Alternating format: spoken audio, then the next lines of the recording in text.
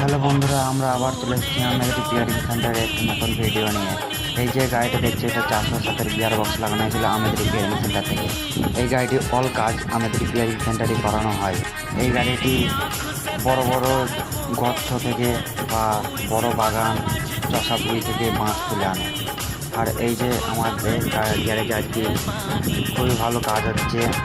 দেখো কতগুলো গাড়ি আসছে, আরও দুটো গাড়ি চলে গেছে। আর এই যে ইঞ্জিনের কাজ, সমস্ত কাজ আমাদের রিপেয়ারিং সেন্টারে করানো হয়। নতুন গাড়ি, পুরাতন গাড়ি সব কিছুই তৈরি করা হয়। নতুন গাড়ি রিপেয়ারিং করানো হয়, ইঞ্জিনের কাজ করানো হয়। আর এই যে গাড়িটি দেখছেন, এই গাড়িটির রিং, লাইলার পিস্টনের রিং, মোবিল চেঞ্জ, অনেক কিছু সমস্যা হয়েছিল লজেন এলিমেন্টে, তাই ঠিক করাতে। ধন্যবাদ, আপনাদের দিনটি শুভ হোক।